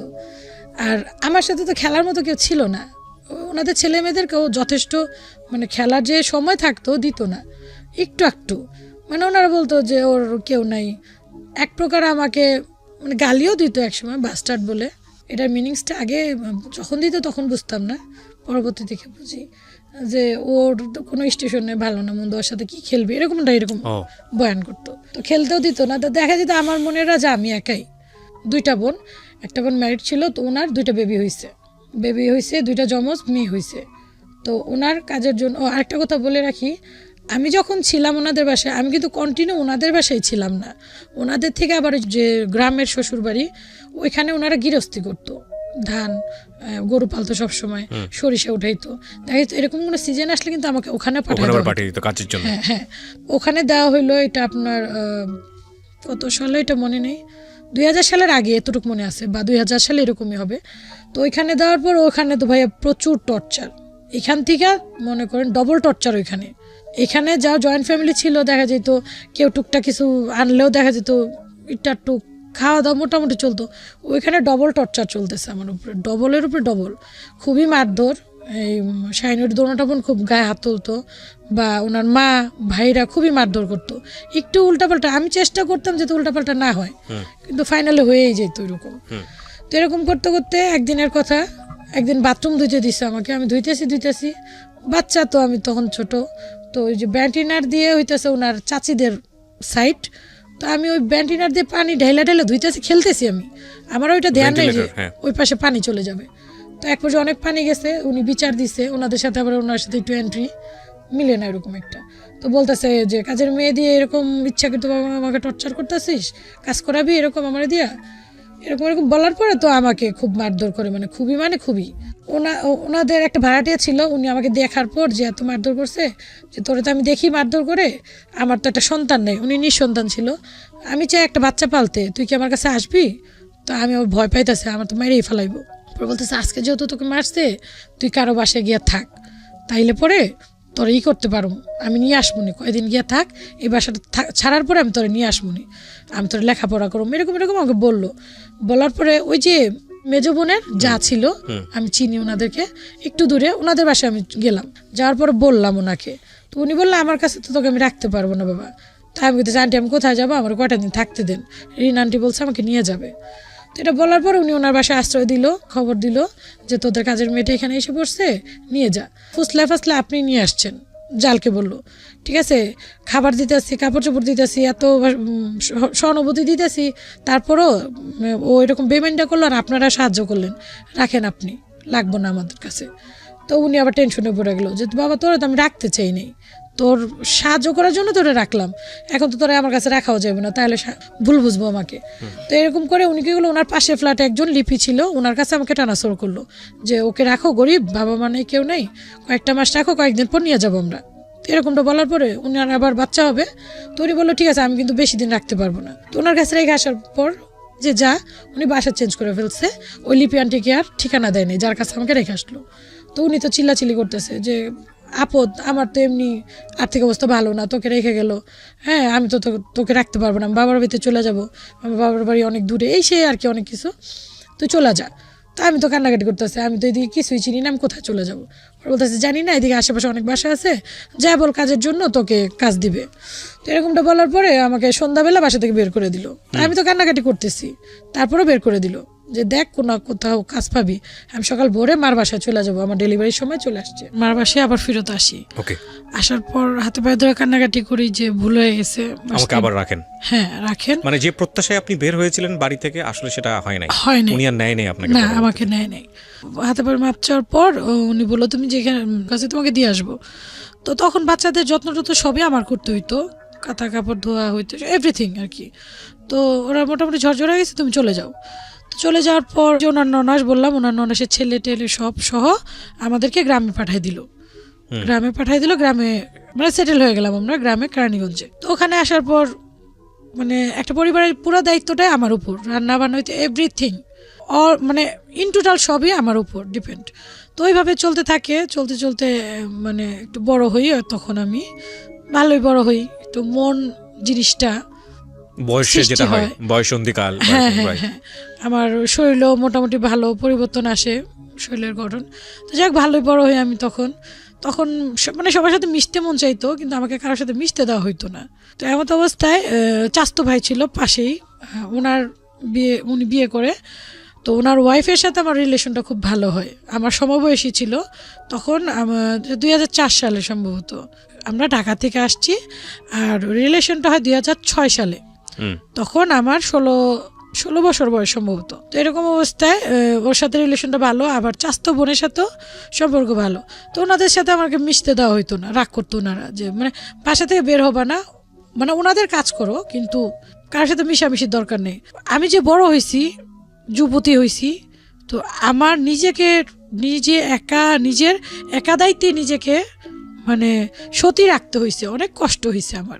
এখানে অনেক আত্মীয় স্বজনরা মনে করেন অনেকভাবে আমাকে চেষ্টা করছে, অনেকভাবে আমি বিশ্লেষণ দিতে গেলে অনেক সময় তো মানে আমরা বুঝে নিব আর কি, মানে যেভাবেই হোক না কেন আল্লাহ আপনাকে সেভ করেছেন, সেভ করছে। কারণ একটা মানুষ, একটা মেয়ে যার সে অর্থে ব্যাকআপ দেওয়ার মতো কেউ নেই, সে অর্থে ফ্যামিলি ব্যাকগ্রাউন্ড নেই, এরকম একটা মানুষ এরকম একটা পরিবেশে বড় হচ্ছে, সেখানে কি ধরনের সমস্যা তাদের হতে পারে আমাদের দর্শক যারা আছে, শ্রোতা যারা আছে তারা বুঝে নেবে। হ্যাঁ ঠিক আছে। জি, তো অনেক কষ্ট করে নিজেকে আমি সবসময় আল্লাহর কাছে বলছি, আল্লাহ আমি সৎ রইলাম, তুমি দেখতেছো আল্লাহ, সতের ফল অবশ্যই তুমি নাকি সতী নারীদের নাকি সবসময় জয় হয়, আল্লাহ আমি তোমার কাছে এইটাই চাই। তো একটু ধার্মিকতার কাজ করতো, ওনারা নামাজ পড়তে দিতে চাইতো না আমাকে, যে সময় ব্যয় হবে, রোজা রাখতে দিত না, যে কাজে যেত মানে কোনো বিলম্ব না হয়। তো তারপরও আমি না খাইয়া অনেক সময় চেষ্টা করতাম রোজা রাখার জন্য। এভাবে চাস্তো ভাইয়ের ওয়াইফের সাথে মোটামুটি রিলেশনটা আমার ভালো হয়ে যায়। তো ভালো হওয়ার পরে তো একদিন হঠাৎ এরকম ওনারা, মানে যখন আমি বড় হই তখন আরেকটা কথা না বললেই নয়, এক রিলেটিভ ছিল আমাকে খুব পছন্দ করতো, তো আমাকে প্রপোজ করার পর কোনো আনসার দিই না আমি, মানে আবার নাও বলি না, তো মানে বন্ধুর মতো থাকতে পারে এরকমটা বলি। তো ছেলেটা আমাকে যথেষ্ট লাভ করতো, ওইটা আমার লাইফে ফার্স্ট লাভ ছিল ভাইয়া, আমারও খুব ভালো লাগতো। তো তারপর আর কি ওই ওনাদের বাসা থেকে গেলো একদিন সন্ধ্যার ঘটনা, বাসা থেকে বের হয়েছি একটু, রাস্তায় কারেন্ট ছিল না, এর জন্য ওনারা খুব নোংরা ভাষা গালাগালি করছে। তো তখন যেহেতু বড় হয়েছি একটু মাইন্ড জিনিসটা কাজ করতো, তো আমি না বললাম কি, খুব রাগারাগি করলো, তো আমি বললাম তা যে আমি বাসাতে যাবো গা, কী হয়েছে, হ্যাঁ খালি সবসময় এরকম করে, আমি কি করলাম, মানে দাদুর সাথে ওনার সাথে একটু তক্ক করলাম। তো ওনারা খুব রাগ হইলো, দুইটা থাপ্পড় দিল, সাহস হয়ে গেছে, বড় হয়ে গেছে, লেঙ্গুর গজা গেছে, এতদিন নেটা পড়তো কেউ আসে নাই, এখন তোমার বন্ধু গজা গেছে, লাইলা পাইলা বড় করলাম, এরকম অনেক কথা। কই যাবি যাইলে আমাদের পায়ের নিচে ফিরত আসতে হবে। তো আমার কাছে তখন আর কি কখনো লাগে নাই, হয়তো আল্লাহর তরফ থেকে ওইটা খুবই লাগলো যে ঘুরা ফিরা ওনাদের পায়ের তোলে আমার জায়গা, ঠিক আছে আমি বাসাতে চলে যাবো, দেখি বাঁচতে পারি কিনা এরকম। তো বলতেছে যা কই যাবি, ঘুরা ফিরা আবার আসতে হবে। তো আমি কি করলাম, ভোরবেলা বাসা থেকে বের হয়ে গেলাম, রাত্রে এই ঘটনা, ননাসকে বললাম যে আমি চলে যেতেছি। তো বললো চলে যা জেনে মুছে যা। তো আমি কি করলাম, বাসা থেকে বের হয়ে গেলাম। বের হওয়ার পর ওই আপনার ওই যে যার সাথে আমার রিলেশন ভালো, চেয়ারম্যানের চাস্তো ভাইয়ের ওয়াইফ, আমার সমবয়সী ছিল, ওর বাবার বাড়ি আসলাম, ওর বাবার বাড়িতে ছিল পাশাপাশি গ্রামই। তো আইসা ওরে বললাম আমি সব কিছু, বলার পর ও বলতেছে তুই কী করছিস, আমাদের বাসায় আসছিস, এমনি তো তোর বাবা আমাদেরকে দেখতে পারে না, তোর চাচুকে দেখতে পারে না, মানে চেয়ারম্যানের চাস্তো ভাই, ওনাকে চাচু বলি আমি, তো এটা তো বিশাল বিষয় হয়ে যাবে, তুই বাসায় জায়গা। তা আমি বলছি আমি গেলে তোমার মেরেই ফেলেবো, জানোই তো, আর আমি যাবো না, মরে যাবো, তো এরকম অনেক কিছু বলতেছি। তো চাচুরে খবর দিল, চাচু আইসা বলতেছে কিরে তুই এইখানে আসছস? পরে বললাম চাচু সবই তো জানো তুমি, সারা জন্ম ধরে আমার সাথে এরকমটা করা হইতেছে, তো এখনও নোংরা ভাষা জানে, আমি প্রেম প্রীতি এগুলো করি না, তারপর আমাকে এরকম নোংরা ভাষা বললো দাদুয়ারা, ঠিক আছে জানোই তো সব কিছু, এরকমটা বলতেছে কি, আমি যে কতটা ভালো উপরে আল্লাহ পাক জানে, এটা ফুল যে এরকম পবিত্র আমি এরকম পবিত্র, তারপর নোংরা ভাষা কেন চাচু এরকম বলতেছি, চাচা মরে যাবো, আমি যাবো না, আমার একটা ব্যবস্থা করো। তারপরে ওই আপনার ওনার মানে আমার চাচার যে মামা শ্বশুর ছিল দুইটা, ওনারা মিলিতভাবে কি করলো, চেয়ারম্যানকে ফোন দিল, আবার আমার চাচির মা, দুই মামা মিলা ফোন দিল লাউড স্পিকারে দিয়া, যে আপনাদের মেয়েটা তো আমাদের বাসায় আসছে, আপনাদের মেয়েটাকে নিয়ে যান। তো চেয়ারম্যান বলতেছে ওরে জায়গা দিচ্ছেন কেন, ওরে বের করে দেন, ওরা ছোট থেকে এ পর্যন্ত পারলাম, মানে এর ভিতরে চিল্লাচিল্লি শোনা যাইতেছে, চেয়ারম্যানের মা চেয়ারম্যানের বোন, যে এতদিন খাওয়া পড়া বড় করলাম, মানুষের কথা শুনে বের হয়ে গেল গা, মানে ওনারা ইলজাম দিতেছিল আপনার চাস্তো ভাইয়ের ওয়াইফ চেয়ারম্যানের, আর চেয়ারম্যানের চাস্তো বোন কুলসুম, ওনার উপরে আর কি ইলজাম দিতেছে যে ওনারা বুঝি আমাকে বের করছে, আসলে কিন্তু না, একদম মিথ্যা কথা, আমি নিজের মর্জিতে আমি বের হয়ে গেলাম। পরে যাই হোক এভাবে অনেক কিছু হইলো, ওনারা বললো যে না, চেয়ারম্যান বলতেছে না আমরা নিব না, ওকে বের করে দেন, ও যে এখানে মঞ্চে চলে যাক, আমরা ওর জিম্মা নিব না, অনেক পালছি, বিনা স্বার্থে অনেক পালছি ওরে, এরকমটা বললো। তো চেয়ারম্যানের সবাই মোটামুটি ভালোই জানতো, তো চেয়ারম্যান ওই আপনার চাচার যে মামা শ্বশুর, উনি বলতেছে লোকটা এরকম, ভালো জানতাম, তো যাই হোক মেয়েটাকে ফালাই দিব, কত টাকার খাবে, আমাদের বাসায় থাক। আচ্ছা, তা আমাকে ফোনে চাইলো উনি চেয়ারম্যানের, তো আমি ধরলাম লাউড স্পিকারে দেওয়া, তো উনি বলতেছে মানুষের কথা বের হয়ে গেছিস, কত ধানে কত চাল তুই বুঝবি, বাইচা থাকে দেখাইস এরকমটা। তো বলার পর আমি কান্নাকাটি করলাম যে কি করবো, যে আমি বাসা থেকে চলে যাবো। তো চাচির যে মা, উনি কি করলো, দরজার সামনে শুয়ে থেকে বলতেছে না আমার লাশের উপরে যাও, তুমি যাইতে পারবে না, যুবতী মেইয়া তুমি, সুন্দরী মেইয়া তুমি, কোথায় যাবা? পরে আমি আবার খারাপ বাসায় বললাম আমি খারাপ হয়ে যাব, ভালো হয়তো ভাত পাইলাম না, আপনাদের বাসায় আসছি, আপনাদের উপরে তো অত্যাচার হবে, তা আমি চলে যাই। তো উনি বললো না দিব না, মানে আমার লাইফে উনি বিশাল একটা ভূমিকা রাখে আমাকে সেভ করার জন্য, আমার চাচির মা, চাচি, মামারা, চাচ্চু, মানে অনেক করছে আমার জন্য, আমার জানি না আমার শরীরে চামড়াতে জুতা বানিয়ে দিলে শোধ হবে কিনা। আমার চাচ্চু অনেকটা করছে, এখনো করে। তো পরে ওনারা কি করলো, ওনাদের বাসায় 1.5 মাসের মতো রাখার পর একটা মাদ্রাসায় আমাকে একটা চাকরির মতো দিল কেয়ারটেকার হিসাবে। মাদ্রাসায় বাচ্চাদেরকে একটু দেখাশোনা করা, 1300 টাকা বেতন দিবে, এরকম টুকটাক খাওয়া দাওয়া ওখান থেকে। তো ওখানে আমি থাকি। ওইটা হইতেছে আপনার 2007 সালে মাদ্রাসায় আমি গেলাম। যাওয়ার পরে মাদ্রাসায় আপনি এই বয়সে কি পড়তেছিলেন? মাদ্রাসায় আমাকে একটা মানে বাচ্চাদের দেখাশোনা, একটা গেটের দায়িত্ব হিসাবে আমাকে ওনারা মানে ওনাদের কাছে তো রাখতে পারতেছে না, ওনারা কিভাবে রাখবে? একটা যুবতী মেয়ে। আমি এভাবে বলছি মামারে, চাচুর যে মামা শ্বশুর, যে মামা আমাকে একটা কাজ দেন, আমি একটা কাজ করি, আপনাদের বাসায় কিভাবে থাকবো? তো উনিও বললো, মাগো তুমি একটা যুবতী মেয়ে, তোমার কিভাবে রাখবো, কি পরিচয় রাখবো? তো ওনারা চেষ্টা করছিল এমনিতে বিয়ে দেওয়ার জন্য অনেক। তো আমি রাজি হইনি ভাইয়া। ওনারা হয়তোবা ভাববে যে চেয়ারম্যান বাড়ির যে ওরে হয়তোবা বিয়ের জন্য চলে গেছে, এরকম নোংরা একটা কিছু। ওনারা যেহেতু নোংরাই করতো, তাই যেত অনেক ছেলেপেলার পিছু নিত আমার বাইরে কাজে টাজে গেলে। তো ওনারা ভাবতো যে ছেলেদেরকে বুঝে আমি ইনভাইট করছি। তো ওনাদের ধারণা ছিল আমি কিছু করছি। আর আমার একটা কষ্ট এইটাই যে তোমরা তো আমাকে চিনো আমি কোন ক্যারেক্টারের, তারপরেও কেন এরকমটা চিন্তা করো? তো ছেলেরা দেখা যেত কি এক জায়গায় একবার গেলে দ্বিতীয়বার গেলেই মনে করেন আমার পিছু নিত একটু। তো এর জন্য আমি বলছি, মামা আমি তো বিয়ে করতে পারবো না, আপনারা বিয়ে দিয়েন না আমাকে, তাহলে ভাববে কি আপনারা আমাকে বের করেই না বিয়ে দিয়ে দিচ্ছেন। ওনারা অনেক চেষ্টা করছে, অনেক বিয়ের ঘর আসছে তখনও ওই 1.5 মাসের ভিতরে। এমনও গেছে প্রতিদিন 2 থেকে 3টা বিয়ের প্রস্তাব আসতো। তো ওনারা আমি মামার বললাম, মামা কাজেই দিয়ে দেন। তো মামা বললো, মাগো তোমার কিসে কাজে দিব? তোমাকে গার্মেন্টসে দিব? তোমাকে দেখতে মনে হয় তুমি অন্যরকম একটু।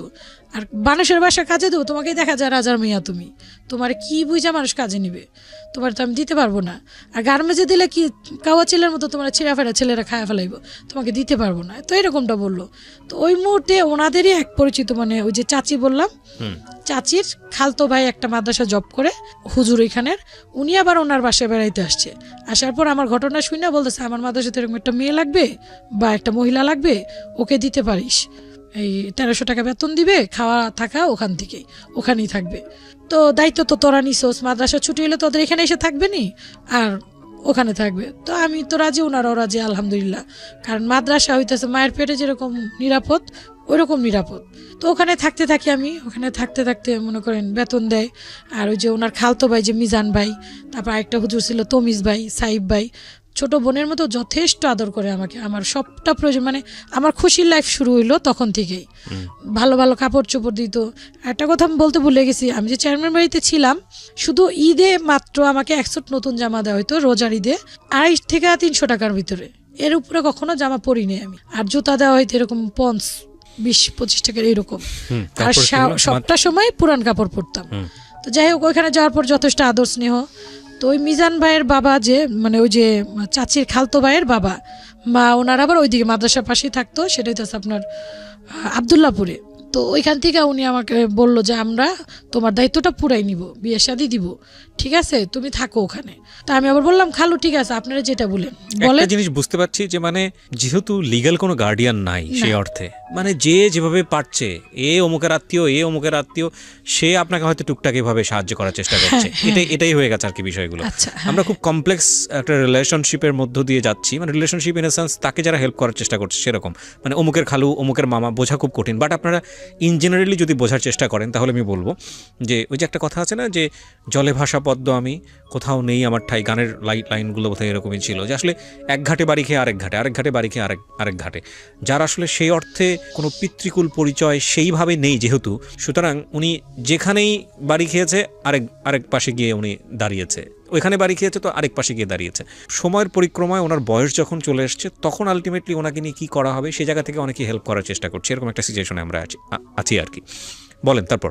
পরে ওই যে খালতো ভাইয়ের বাবা বলতেছে, আমরা তো আছি, তুমি টেনশন করো না। তো আমি বললাম যে খালু বিয়ের সাথে আমি এখন করব না, আমি যেভাবে ভেবেছি ওইভাবে ভালো। এই যে খালু চাচা এগুলো কেউই আপনার আপন চাচা বা খালু না, সম্পর্কের বেসিসে যাকে যেভাবে পেরেছেন দেখেছেন। বলে আসছিলাম। ওকে। তো খালু বললো কাউকে পছন্দ করো নাকি আমি ছেলে দেখবো?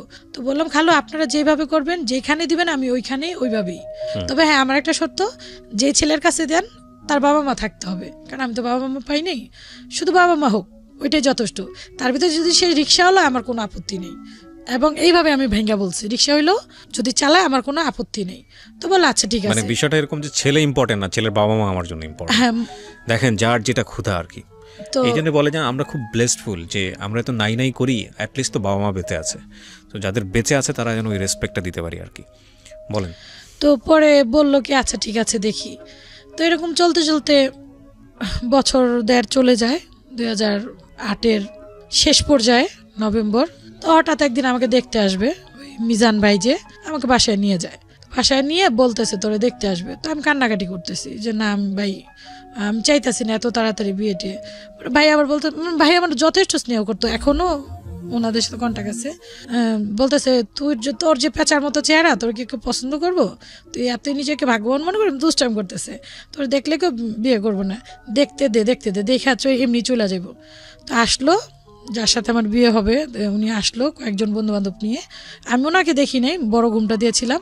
উনি আমাকে জাস্ট অল্প একটু দেখছে, এক ঝলক। আচ্ছা, যেই লোকটার সাথে বিয়ে হবে সেই লোকটাই তো আপনার বাম পাশে যিনি বসে আছে ইনি, মানে এই একটা লোকই আপনাকে জীবনে দেখেছে এবং আমার উনি লাইফে এই একটা মানুষই। আচ্ছা, সো বুঝতে পারছি যে আপনি ওনার হাজবেন্ড। আপনার নামটা একটু বলেন প্লিজ। আমার নাম মোহাম্মদ আবুল হোসেন। আবুল হোসেন। তো এই মেয়েটাকে যখন আপনি দেখতে যাচ্ছিলেন তার আগ পর্যন্ত কি আপনি উনি যে ইতিহাস বলেছে অ্যাটলিস্ট এতটুকু জানতেন কিনা যে ওনার যেই ছোটবেলার যে ব্যাপারটা উনি হারিয়ে গেছেন, সেই অর্থে বাবা মা লিগ্যাল গার্ডিয়ান সেটা নেই, এটা কি আপনি জানতেন?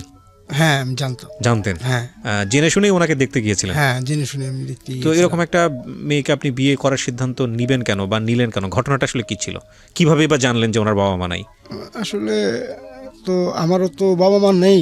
হ্যাঁ, তো আমার বাবা মোটামুটি আমাদের জন্য সয় সম্পত্তি ভালোই রেখে গেছে। আচ্ছা। তো আমার একটু দিনদারের প্রতি একটুই ছিল যে আমি বিয়ে করলে দিনদার মেয়ে বিয়ে করবো, বা সেটা গরিব হোক। হ্যাঁ, তো বিয়ের আগে আমি আর কি আল্লাহ রাস্তার সময় লাগিয়েছিলাম, 3 চিল্লা দিয়েছিলাম, সেখান থেকে আরও বেশি এদিকে আমার ঝোঁক হয়েছে। তো আসার পর আমার চাচতো ভাই জিজ্ঞেস করলো যে তখন বিয়ের সময় হয়েছে, তো যে বিয়ে শাদী করবে কিনা।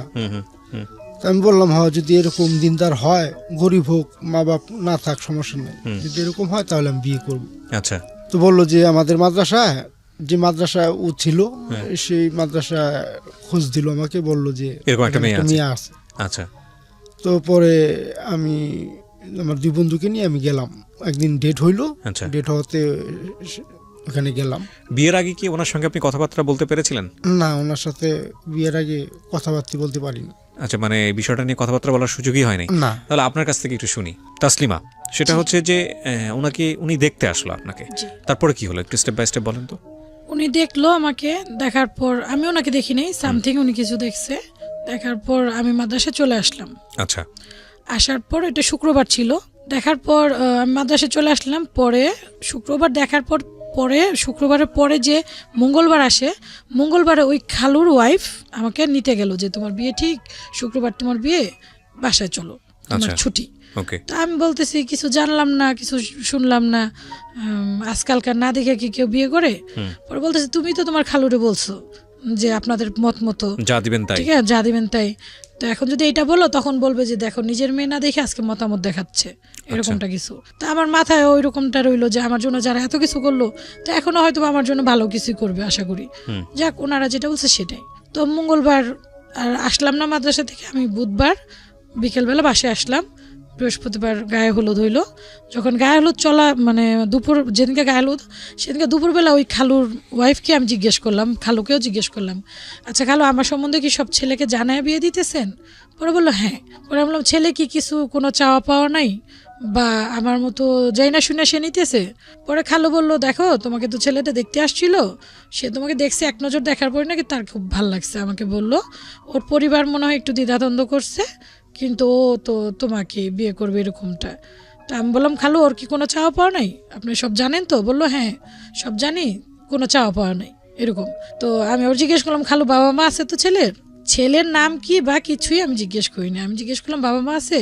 তো সে বললো না রে মা, ওর তো বাবা মা নাই, ঠিক আছে, ওর বাবা মা মারা গেছে। তা আমি বললাম খালু কি দেখে দিলেন তাইলে?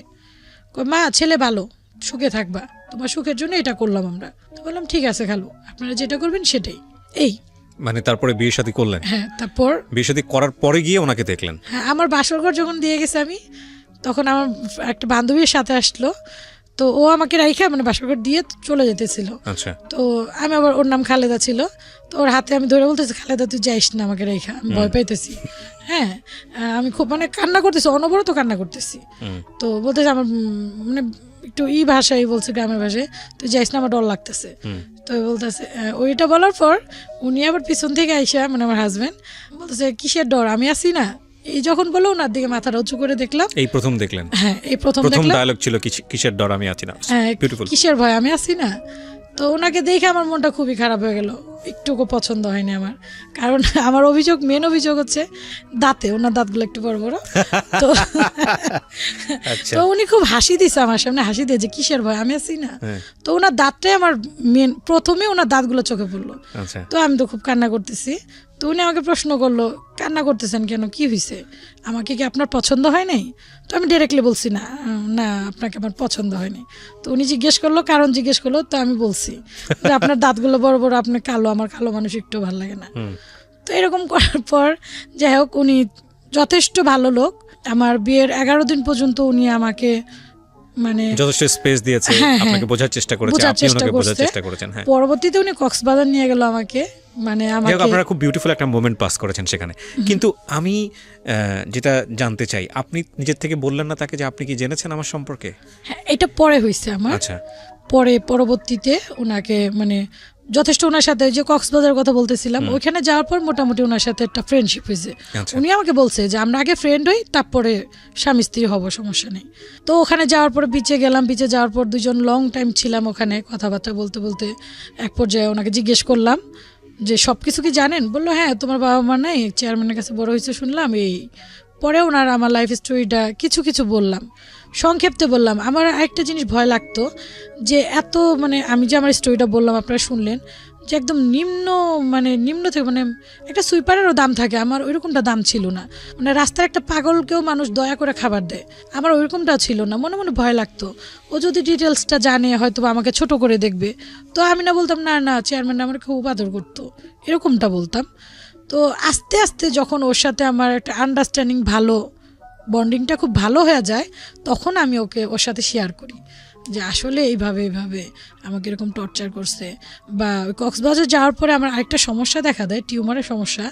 তখন ও বলে, ডাক্তারখানা নিয়ে আসার পর বলতেছে এটা তো নতুন না। তো ডাক্তারকে আমি বলি এর আগে আমার 8 বার হয়েছে এরকম, এইবার মানে 9 বারের বার, এটা হয়তো বিয়ের পরে একটা মানে টিউমার পাকতো, গলতো, ফোড়ার মতো অনেক বড়। পরে মানে ও জিজ্ঞেস করলো আমাকে যে এটা কিভাবে 8 বার হয়েছে তোমার, তুমি বলতাছো চিকিৎসা হয় নাই? তখন যেমন টুকিটাকি করে বলা যে আসলে আমাকে ওইভাবে যত্ন নিত না, এই সেই এরকম করতে করতে পরবর্তী ও সবটা জানে। এখন যখন পুরোটাই জানলো যে তখন উনি কি বলতো? তখন উনি ওই যে আমি তো চেয়ারম্যানের যে চাস্তো ভাই, ওনাদের বাসায় যাতায়াত করি, নায়ন নেয় ওনারা, বা যথেষ্ট পরিমাণে হেল্প করে আমাকে, অনেকটা হেল্প করে বা সব কিছুতে। মানে একটা মেয়ে মার বাড়িতে যেরকম নায়র যাতায়াত করতে হয়, ওনারা মানে ওনারও ওয়াইফ ওই সাপোর্টটা ওনারা দিত আলহামদুলিল্লাহ। কিন্তু ওনার ওপিনিয়নটা কি ছিল? উনি কি বলতো এগুলো যে বিষয়গুলো যখন ওনাকে বললেন? ও যখন শুনছে তো তখন খুব ক্ষেপে গেছে, বলছে ওদেরকে ধরে মাইর দিতে হবে, ওদেরকে মাইর দিব। বা কেন আপনার প্রতি কোনো অবহেলা করেনি? আমার জায়গাটা হচ্ছে এটাই। আমি যদি আপনার কাছ থেকে একটু জানতে চাই, আবুল তো নাম না?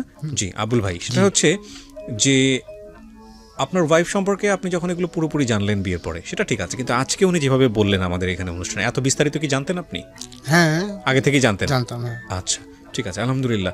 পৃথিবীতে অনেক ভালো মানুষ আছেন, এই জন্য আমি সবসময় বলি বি অপটিমিস্টিক।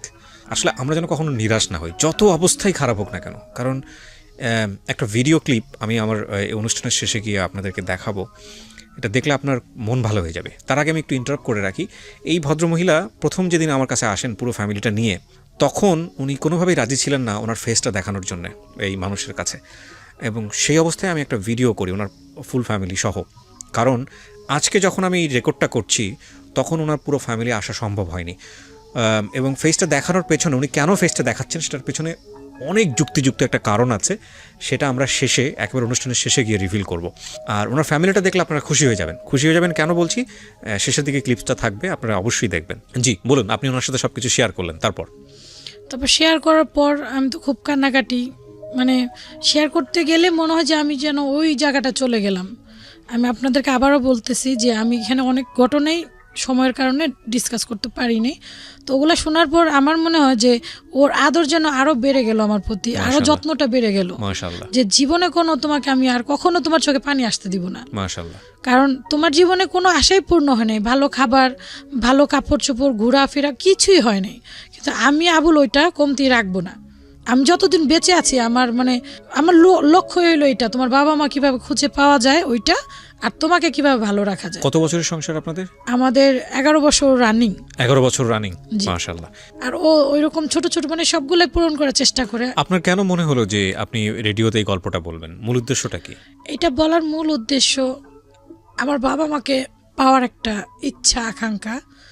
তো আমার হাজব্যান্ডের সাথে বললাম আমি যে আর্য ভাইয়ার এরকম একটা কিবরিয়া ভাইয়ার হয়, তো আমি যাই যদি বলি আল্লাহ পাক যদি মিলিয়ে দেয়।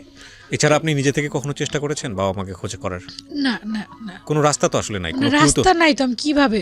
তবে হ্যাঁ, আমার যতটুকু মনে আছে আমি দর্শকদেরকে বলবো এই ওই ছোটবেলার কথাগুলা, যে কালাগুইজা একটা জায়গা, গ্রাম বা কিছু গুচ্ছ শিবির, তারপর হইতেছে আপনার ওই কি বলে মাইনি বাজার, এরকম কিছু আছে ওখানে। মাইনি বাজার, কালাগুইজা, গুচ্ছ শিবির, এগুলা কোথায়? এটা কোন জেলার মধ্যে জানেন এগুলা?